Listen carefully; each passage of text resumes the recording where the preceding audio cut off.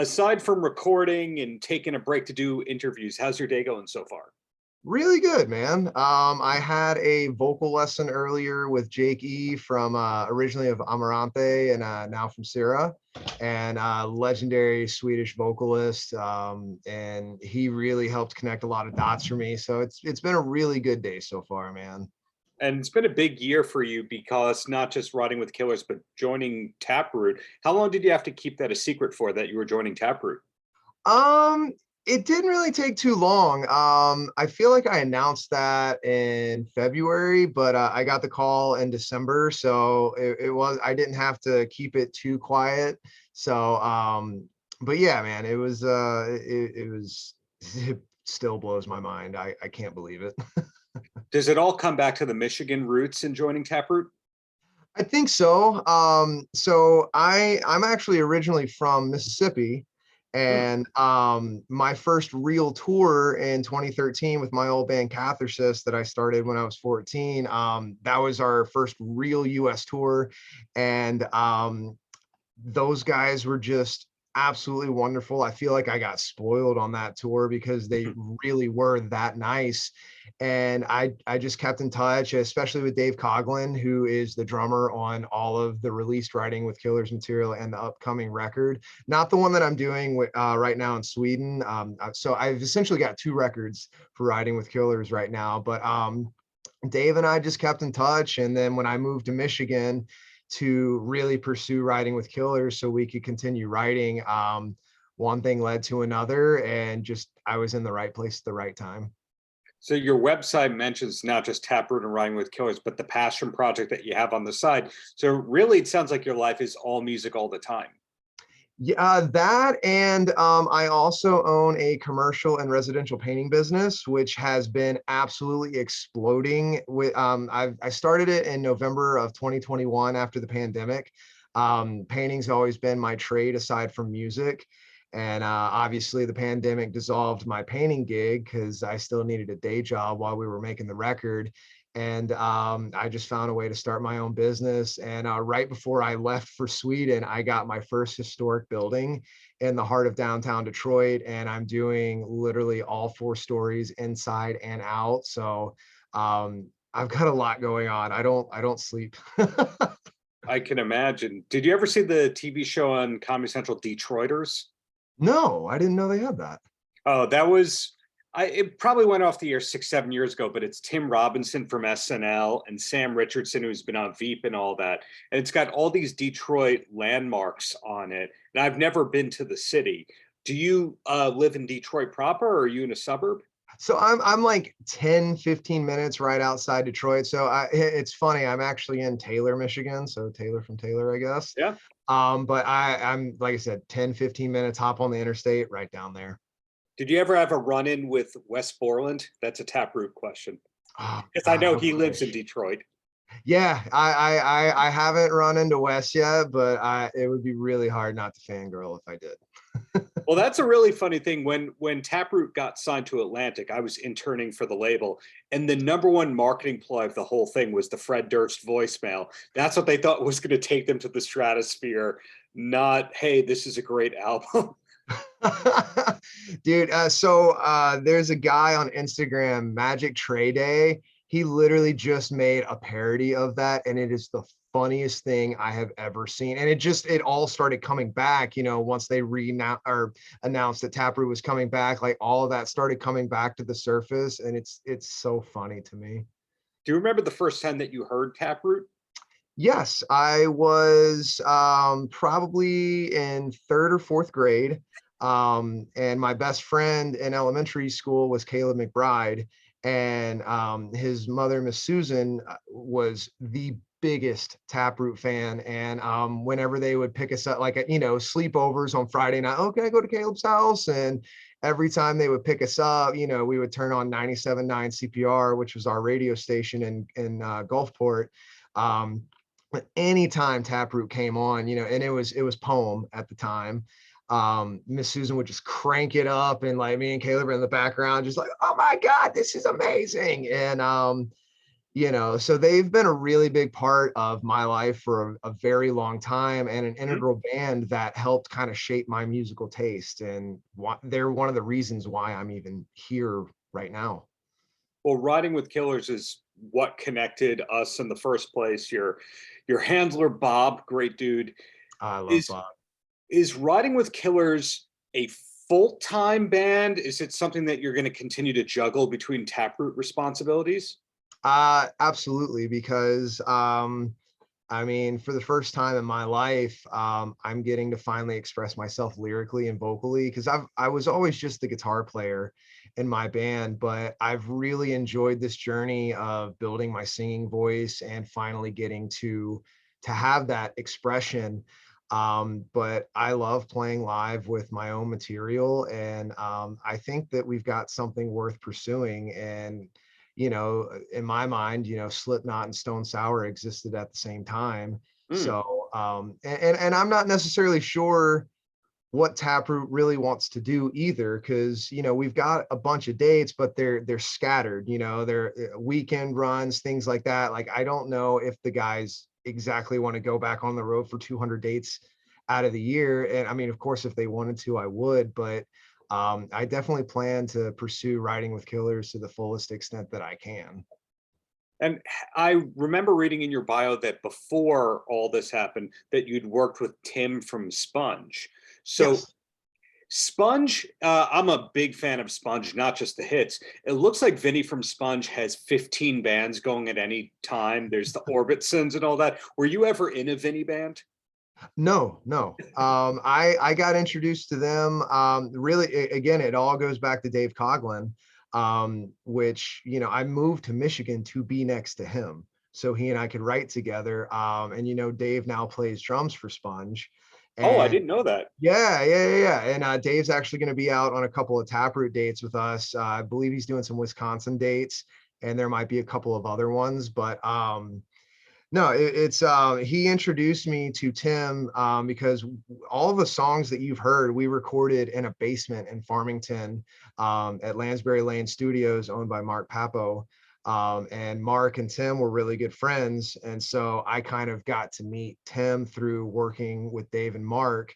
And we were always doing writing down there. And Tim just did so much work with me in terms of vocals and writing lyrics, and helping me figure out a lot of stuff with I would say on the new record there's probably a good 4 songs that we're bringing over that are older that I Hmm. worked on with Tim, but he really pushed me in a very good creative direction when it came to vocals, because that was never my strong suit. Guitar is where I thrive completely. When you're writing, does everything start on the guitar, or is it sometimes you hear it in your head and then go to the guitar or keyboards or what? So, I mean, I don't exactly have a set method, but I would say a majority of it would start with a guitar riff, because that's the first thing that I listen to on a record. And I'm starting to try to separate myself from that. But for one of the songs we have on the record that I'm doing now in Sweden, um, it started off as an accident. It was just a random sound. And Jacob and I looked at each other and we were like, that was really cool. Hold on, let's track that. And then we built a song around that entire sound. So it doesn't necessarily have to start with a guitar riff, but I would say probably 80% of what I do starts with a guitar riff. I've heard of a lot of people from hard rock and metal who are guitarists who write songs actually writing on an acoustic. Is that the case for you? I do write a lot on my acoustic. I've got a Martin 00017 that is the only acoustic guitar I will ever need in my entire life. I love that guitar. Mhm. And I've probably started 12 songs on that thing, 12 to 15 songs between the 2 records that we're doing now. But yeah, that's that. If it sounds good on an acoustic, especially in like standard tuning or E flat tuning, I Mhm. feel like it translates really well if you want to drop it down or if you want to keep it in that same realm. But if it gives me that goosebumps or hair on your arm standing up vibe on an acoustic, I'm like, okay, this will translate really, really well. When I was a kid, I got to tour the Martin Guitar Factory in Pennsylvania, and something they said to me I never forgot, which is that they don't give free guitars to anyone, that Eric Clapton had to pay for his for MTV Unplugged. So I assume no Martin endorsement for you? Not yet. I mean, Not it would be great to be recognized as an artist with them one day, but I mean, I don't mind paying for a guitar with them because they're my favorite acoustic company out there, and they make great products, so they deserve to be paid for that, and I'm happy to represent. Even if I'm not an artist, I'm happy to play Martin anytime. Well, any endorsements for you otherwise? Now, I would assume, if I'm projecting and assuming, there's Schecter guitars and Monster Energy. Those are your metal things to do.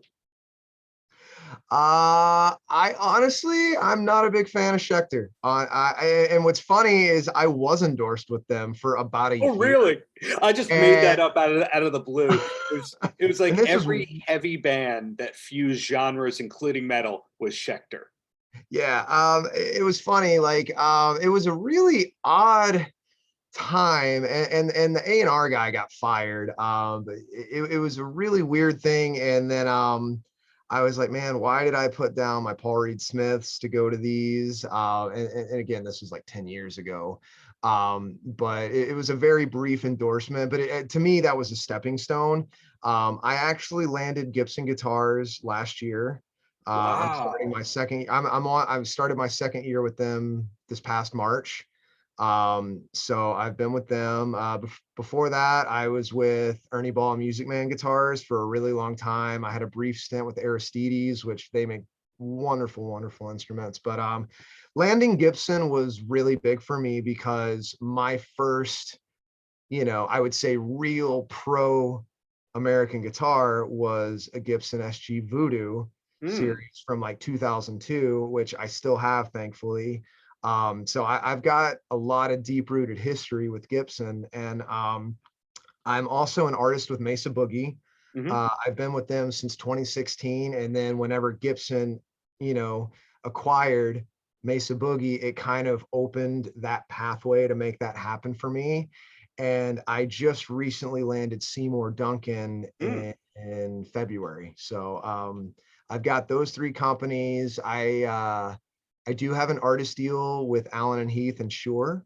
But it's not like they're not like, oh, Taylor riding with killers, but my buddy Kevin works there, so he helps me out in any way he can. And one of my projects for this summer before Taproot gets out is I'm looking to build an in-ear monitor rig Hmm. with all Allen Heath and Shure wireless channels. But like my in-ears that I own personally, and my guitar wireless packs, it's all Shure QLXD and the PSM 900 stuff. Just really solid products. I mean, Yeah. talking to you through a Shure right now. But no energy drink endorsement. No energy drink endorsement. Well, I say that because you never know that, for example, Charlie Benanti from Anthrax has a painting show with Carla from the Butcher Babies, his better half, and Monster puts that out into the world. So you never know what they're getting behind these days. I mean, if they come and knock in, I'll have a conversation. Okay, so the last two questions I have before I let you go. The first one is, do you know when the next single or new music that we're going to get from Riding with Killers is coming? um, I'm kind of hoping that the record that's coming out was produced by Matt LaPlante, and I'm awaiting, I think, three more songs from him. Hmm. So what I would like to see happen is once I get the rest of those songs back, compile the record, and then start figuring out a release. Hmm. Um, and then once the record comes out, that's when Novelty will probably be a follow-up single for that. Either that or Vultures. Those two songs I've kind of got in my head as front runners for like the next like single that I would like to put out. But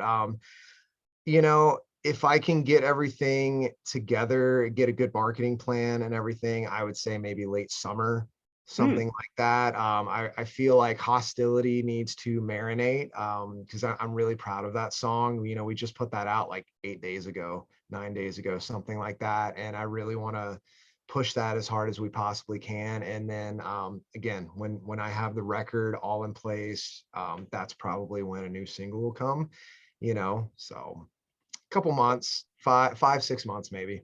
More coming soon. Well, the last Absolutely. question, which has nothing to do with riding with killers or Taproot or endorsements or the commercial painting success.